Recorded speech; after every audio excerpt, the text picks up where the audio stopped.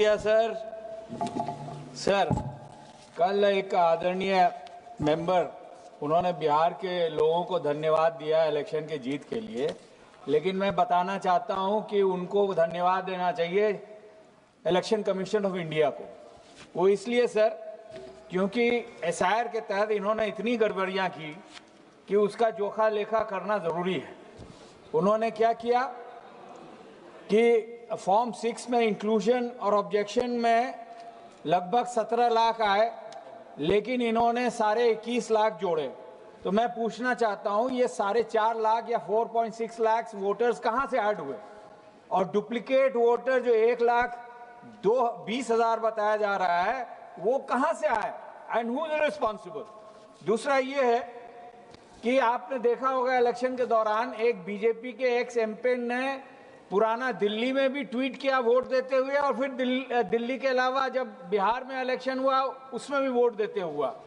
तो इस तरह की अगर एसआईआर की रहेगी तब फिर तो इलेक्शन का कोई मतलब ही नहीं हुआ।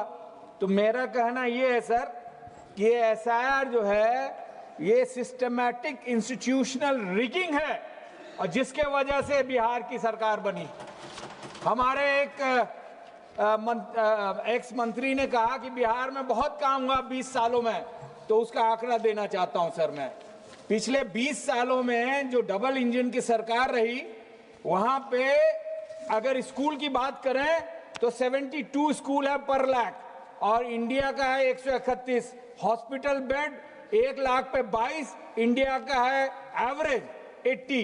Colleges 8 versus 31, engineering college 7 versus 30, doctors एक डॉक्टर पे 29,000 बिहार के लोग हैं, बनस्पत एक डॉक्टर के हिंदुस्तान के 800 लोग हैं।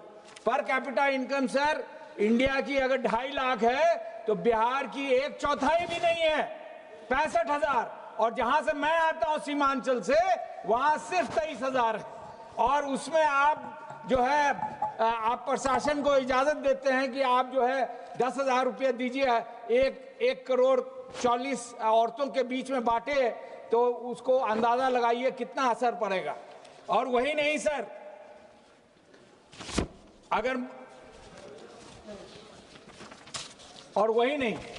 और क्यों ये एसआईआर हुआ मैं उसकी हिस्ट्री बताता हूं। झारखंड में इलेक्शन हुआ, झारखंड में घुसपैठियों की बात करी, लेकिन झारखंड वासियों ने जेएमएम कांग्रेस को वहां से जिताया। लेकिन बिहार में जब देखा कि ऐसे घुसपैठिया बोलने ही से नहीं होगा तो वहां पे ये एसआईआर करा गया सर। और दिन दहाड़े पब्लिक में खास करके सीमांचल हम लोगों को घुसपैठिया बांग्लादेशी कहा गया, और जब सरकारी रिपोर्ट आया तो एक भी इन्फिल्ट्रेटर नहीं आया। तो मैं कहना चाहता हूं कि जब एक भी इन्फिल्ट्रेटर नहीं है, आदरणीय प्रधानमंत्री जो हर जगह और बड़े बड़े नेता कह रहे थे कि हर जगह इन्फिल्ट्रेटर है, तो क्या वो फ्लोर ऑफ द हाउस में बिहार के लोगों से, सीमांचल के लोगों से और खास करके किशनगंज लोगों से माफी मांगेंगे? क्या नहीं, उनको माफी मांगनी चाहिए, खास करके मुसलमानों से, और जो पिछड़े हैं, दलित हैं, गरीब हैं, जिनका वोटर आईडी छूट गया है, वोटर कार्ड नहीं बन पाया है। आपको जान के ताज्जुब होगा सर कि अभी भी लाखों लोग हैं जिनका नाम नहीं जुड़ पाया है। कैसे जुड़ेगा? 13 करोड़ की आबादी में 3 करोड़ लोग अपने परिवार को पालने के लिए दूसरे राज्यों में खट रहे हैं, और जब बिहार के लोग आदरणीय होम मिनिस्टर से पूछते हैं कि यहाँ फैक्ट्री चाहिए तो उसको बताया जाता है कि आपके पास जमीन नहीं है। लेकिन उसके कुछ ही दिन पहले 1050 एकड़ जमीन उनको 1 रुपया प्रति एकड़ के दर पे 1 साल के दर पे दिया गया। तो क्या ये बिहारियों के साथ इंसाफ है? जब राहुल गांधी जी ने एसआईआर के खिलाफ जो निकाला था यात्रा, तो लोगों ने जुड़ के उनसे मिला, उनसे उम्मीद बढ़ी, लेकिन जब पता चला कि एक माहौल बन गया है इनको जिताने का कांग्रेस और आरजेडी को, तो वहां पे इन लोगों ने गबन किया। मैं एक आंकड़ा और देना चाहता हूं सर। मैं बिहार के इलेक्शन का 2 बहुत महत्वपूर्ण इलेक्शन हुए सर। एक आजादी के पहले, आजादी के बाद जो पहला इलेक्शन था तो उस टाइम कांग्रेस थी पूरे मुल्क में, लेकिन 74% से ज्यादा वोट सीट्स नहीं मिले।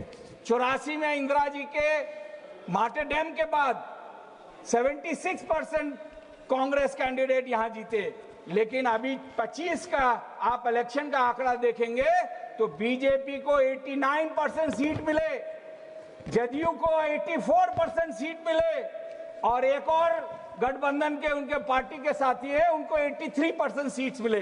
क्या ये मुमकिन है कि बिहार में 20 साल में जो डबल इंजन की सरकार बीजेपी जदयू की, जो हर मामले में बिहार को सबसे पीछे रखा है, वो कभी हो सकता है?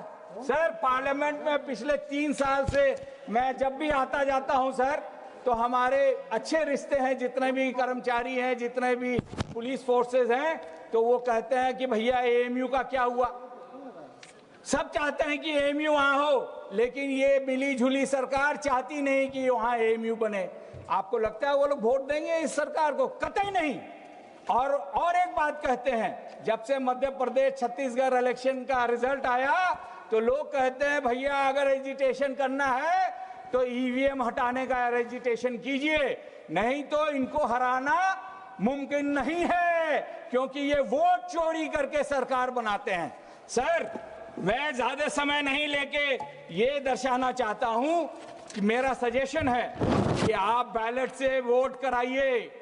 और सर 5-6 जगह इलेक्शन है सर, आप आसाम से हैं, मैं चाहता हूं कि कम से कम आसान से शुरुआत कराइए, उसके अलावा मॉडल कोड ऑफ कंडक्ट कराइए। अगर कोई भी रिलीजियस टोन का इस्तेमाल करे उसको बर्खास्त करिए। Revert back to the old system of appointing Chief Justice, Chief Election Commissioner. Immunity given to Chief Election Commissioner through Election Commission Act 2023 should be done away with. Access to CCTV footage. इसकी CCTV footage हर booth में, हर जिला में candidates और parties को कम से कम 5 साल के लिए मुहैया कराइए, उसको मत हटाइए। और आखिर में मशीन रीडेबल वोटर लिस्ट सबके लिए उपलब्ध कराइए सर। ये वोट चोरी रोकिए, और राहुल गांधी जी ने कहा उसको सीरियसली लीजिए, वरना हमारी डेमोक्रेसी नहीं रहेगी। बहुत बहुत शुक्रिया, धन्यवाद सर। ठीक है।